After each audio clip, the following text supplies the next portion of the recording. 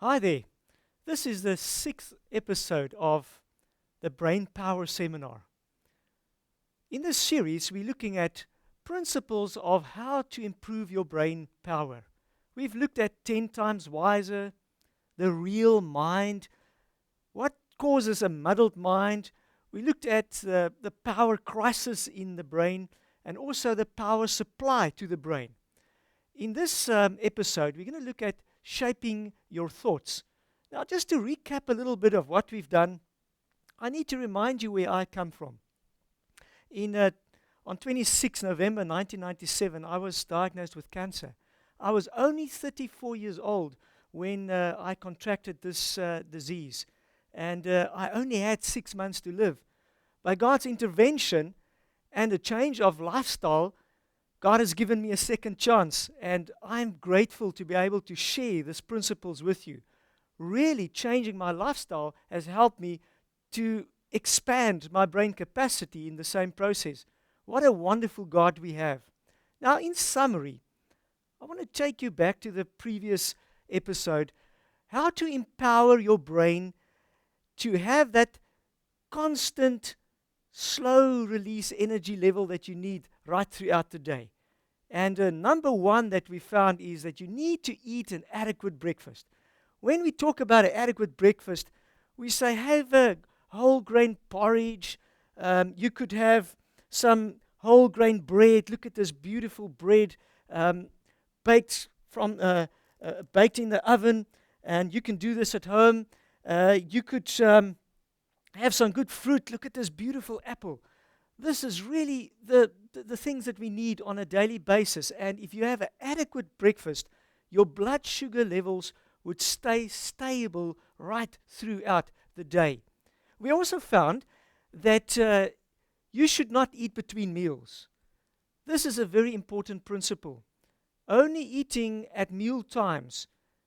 When I finished my meal, 2 hours later I might have some water or juice to drink, but I'm only going to eat when I get to the next meal time. We also found that you should eat less than 3 meals per day. This would really be the best thing that you could ever do for yourself, is try and not eat more than 3 meals a day. I'm personally on a 2-meal-a-day diet for the last 15 years, and I must say I've got more energy than ever before. I've got more vigor of mind than ever before. There's great advantages of making these good decisions. And then the fourth principle of empowering your brain is exercise. You're doing exercise on a regular basis. We're talking about 30 minutes, 6 days a week. And we also said that, you need to start it slowly if you're not, in a program, and build it up. Go for longer time, go for more intensity. You could only use a step, and that would give you about, 10 minutes of that would give you the same calorie burning like 30 minutes of brisk walk. So start exercising. And then we looked at drinking enough water. We looked at the principle of being well hydrated right through the day. And this would give you really the cutting edge of brain capacity. Now, let's get to this episode's topic, shaping your thoughts. Very important little discussion we're going to have. But I'll need to take you to Proverbs 16, verse 3 before we start. And this is really about establishing our thoughts, isn't it? The word says, commit your works to the Lord. Commit your works to the Lord, and your thoughts will be established. I love the scripture and really explaining to us if we would commit whatever we do, and that could be our eating, our drinking. If I would commit that to the Lord, He will establish our thoughts. He will really direct us in the way we should think, in the way we should act, in the way we should do. Now, there's some brain facts that we should share today, and one of them is that 60% of the solids of our brain consists of fat. So it's very important that we have the right sort of fats in our diet that would even be assisting keeping the shape of our brain where it lies there in our skull. This fatty jelly-like substance, the brain, would crumble if I touch it. So it's a very sensitive, delicate organ. To understand the whole concept of shaping our brain, our thoughts, we need to go to the essential fatty acids. And we'll refer to this in this episode as EFAs, essential fatty acids. Now, you see, the body requires some fat. The non-essential fatty acids, the body can manufacture itself. So it is there. It is in the body, and it would use it as it needs it. But the essential fatty acids, the body cannot manufacture. Diet dictates that we should have it, getting it through our diet, what we eat, and those fats will actually help to build our cells, build our body cells. Now, let's build this framework of the brain a little bit as we expand. Shaping your brain and your brain cells. Essential fatty acids, EFAs, are very important for our entire brain, not for only the frontal lobe. We've been focusing on the frontal lobe a lot, but not only the frontal lobe, our whole brain, very, very important. We need to remember that 60% of our brain is fat, and there's even small amounts of saturated fat that helps to keep this brain in shape. We get this idea that we shouldn't have saturated fats in our diet. Well, it is true, but there is some needed. And what fats, the source of this, would make a big difference. And that's what we need to look at in this episode. Now, all plant foods contain a variety of fats, including a very small amount of saturated fats. They are classified into 3 family groups, and let's go and look at these 3 family groups in this session. Each group is very important. I don't want you to hear me say that one is more important than that one. I need you to know that each one of them are very, very important. Each group has many individual functions, and those functions are very important to our system. The first one we want to look at is omega-3s. And then we need to look at omega-6 and omega-9s. We need all 3 of them in a very nice balance to get to the right end result. Now, omega-3s are polyunsaturated. Linolenic acid is really very important. It's part of it. And there's then omega-6s, basically the same. And then we've got the omega-9s, the monounsaturated base of omega-9s. Just give you some notes about fats that would interest you. You know, there was such a time where we started using canola instead of sunflower because we recognized that there were some problems with too much omega-6s that we find in sunflower. Canola is one of the most easily damaged oils. It means canola should not be heated. The oil should not be heated. You should not fry things in canola oil. You could use it as a salad dressing. That would work well. Olive oil is one of the most damage-resistant oils. It has natural antioxidants that helps it prevent damage when it is heated. So I would really recommend that you would rather go for the olive oil to replace sunflower oil and all the others. And one of the biggest reasons is the change that it undergoes, the molecule change that it undergoes when it is heated up. Our best bet would be the olive oil. Fish oil contains no natural antioxidants. And so some people supplement with omega-3s, for instance, that is derived from fish oil. There's no guarantee that fish oil that has been encapsulated has not become damaged. We have found by tests that right inside of that capsule, the oil has been oxidized already. So it tends to be the best to go for the source of the omegas, and we will get that in the plants that we're going to share with you today. Now, the big question is, what type of omegas are you using in your diet? Which one is most dominant in your diet? And we're going to really take our binoculars and zoom in and see what this is. And let's look at the list of omegas that we find available in the foods that we should eat. Now, when we look at omega-3s, we find omega-3s in linseed. We could also call it flaxseed, canola, soya, fish oil, dried beans, wheat germ, seaweed, pumpkin seeds, walnuts, almonds, avocados, bananas, spinach, dark green leafy vegetables, sweet potato, turnips, cucumber. All of these with the skin on would really give me the best source of omega-3s. Then the omega-6s. Let's look at that list. Sunflower, sesame, soya, corn, that's mealies, dried beans, peanuts, linseed, pumpkin seeds. You would even notice that there is some of these that overlap. There's omega-3s, omega-6s, and even omega-9s in some of them.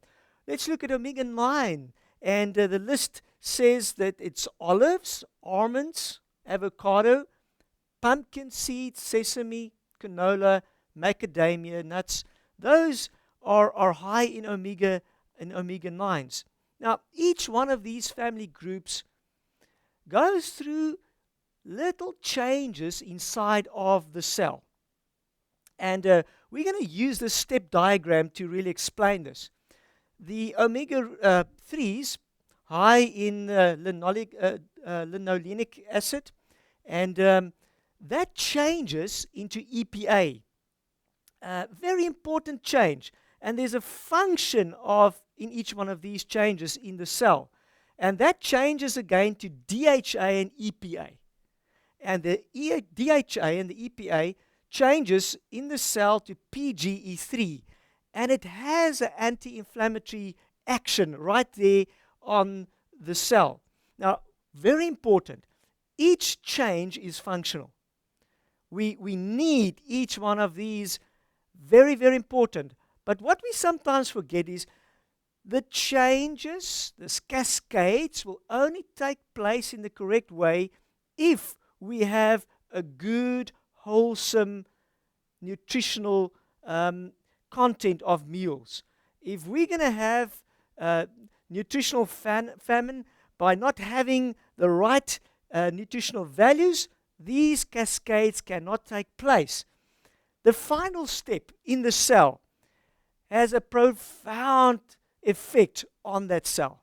And this is why we need to show you to this anti-inflammatory action that it has in the cell. Very, very important that we understand this. Now, the omega-3s, the last action in the cell would be anti-inflammatory. However, look at the omega-6s. The last action for a predominantly omega-6 diet will be inflammatory. And then once again, the omega-9s would be anti-inflammatory. It would have that effect on the cell. Now, some people, do believe, and they make us, try and believe that DHA is only found in fish, and so that we should have fish in our diet. Well, what we find now in our latest research is that DHA is actually derived from EPA. And EPA is in our food. If we would have enough minerals and vitamins in a good variety of food, it would actually get it there, and it could then change it to the EP3 that we need in our body. So DHA is not only derived from the fish that we would get. It is a very high source of DHA, but we have the problem that by the time we take it in, many times it's oxidized already. So if you are getting sufficient vitamins and minerals, your EPA will be turned into DHA and you don't have a problem. So people on a total plant-based diet would not have a challenge if they have a good variety of food of having too little um, substance to really make the DHA. We get EPA in plants, and if you eat that good diet, you will find it there. Now, the question is, what are you eating? Are you eating predominantly omega 3 or a 6 or a 9 diet? And let's look at that. Let's give you an idea what happens when we have a predominantly omega 6 diet. We find that there's inflammatory diseases like rheumatoid arthritis because of a high omega 6 diet. Also, inflammatory bowel disease, spastic colon, Crohn's disease. All of these inflammatory diseases because of the high omega 6 and low omega 3. They should really be in a balance. We also find new diseases like lupus and psoriasis. Very, very unfortunate that more and more cases of these are reported because of our Western lifestyle that dictates that we have a high omega 6 diet. And then asthma and allergies, hay fever. These are all very, very closely associated with high omega 6 diet. Chronic fatigue syndrome, fibromyalgia. A lot of cases, more cases on a daily basis reported being diagnosed with chronic fatigue and fibromyalgia. We also see the same with bipolar disorder. And once again, it is because of the inflammatory condition of the cells. Type 1 diabetes, the same thing. Science is now very clear that the onset of this is because of the inflammation in the cells. The increase of blood stickiness and clotting. And this is why more and more people need to use medication to thin the blood. And we find that if we would increase the omega-3s, lower the omega-6s to get them balanced, that this problem actually is sorted out without a problem. And then high omega-6s also causes water retention. We need to remember that if we have the balance, our system would actually know what to do with what, and water would actually be let out instead of keeping it back. Omega-6 high also causes raised blood sugar levels. It causes vasoconstriction, and that means the arteries are really narrowed down. It's constricted in a way, and that would build up your blood pressure as well. It also causes muscle spasms. So if we would lift omega-3s, low omega-6, get them in balance, we would find that you would not have those sort of problems. Let us show you what would happen if I would have a predominantly omega-3 diet. And very interesting, it really does thin the blood. Now, in a problem where more and more people have too thick a blood, this is good news, because if you would lift omega-3s to get the balance, you would see that the blood viscosity actually goes down. It also causes vasodilation. That means the arteries is opened up, and that's really good news for people with vascular problems and heart problems and so on. It reduces inflammation. We've got an inflammatory disease problem in our society today. When we go to the doctor, we will be diagnosed with one or other inflammation. It's because our diet is not balanced when it comes to our omegas. It elevates mood. So when somebody's down, we need to just extend or increase our omega-3 in our diet. The mood will change. It reduces depression. Very interesting. And then, wow, interesting. Attention deficit hyperactivity and autism is improved by a higher omega-3 diet. And very important, this is now really coming home to this how to improve the brain. The neurotransmitter balance and reception is improved. This means that I am going to think faster and better with better omega-3 balances in my diet. It improves sleep. It helps to balance hormones. Ladies, really, you don't have to struggle so much if you could just get those balances right and the hormones would settle themselves. It reduces insulin resistance. Very, very interesting. It improves intelligence. Coming back home to the brain again, it improves my intelligence. So what we would like you to know is that if I have the right balances of omega-3s, I'm really picking up even my intellectual properties very, very drastically. And we're going to give some recipes in our next episodes of really how I should use this in the right quantities. Better cognitive performance I'm going to find with this. It slows mental decline, and it also reduces aggression. Even little children, if we find they're very aggressive, we would just make sure that this balance is right, and we would see a big difference in our children's attitude and their aggressiveness. Now, I need to just step away a little bit further and give you the impact of the EFAs on the immune system. Now, this picture is not a new one. I think we have shared it with you before, but I want to recap and say that macrophages attacks a cancer tumor in this picture. We need to know that our immune system is made of these macrophages. This is one of the little white blood soldiers that protects us, and they can only work if they can talk well to each other. And this is really what we need to lift out. White blood cells talk to each other. It's like, having an army. We've got a whole body full of little soldiers, and they protect every cell. And I might walk down the street and, barefoot, summer, and bump my toe against a rock, and it might be bleeding, and the road is dirty, and there might be some infection coming in there. I am safe if my white blood cells are intact and working together. Now, many of us, we've got a lot of white blood cells, nothing wrong with them, but they don't talk to each other. This talking results from chemicals produced using omega-3s, mostly omega-3s and omega-6s. So they cannot talk if there's a low omega-3 in my diet. And we know that all cells communicate with one another. They need to talk. Now, it's like bumping my toe and this white blood cell picking up there's a problem because there's infection starting, and he uses his walkie-talkie and he says, comrades, come in. There's a problem here on the left toe. Come and protect. And the message doesn't come out clear like I've just said it. It comes out, come to a toe. And the soldiers run, but they run to not the left toe, the right toe.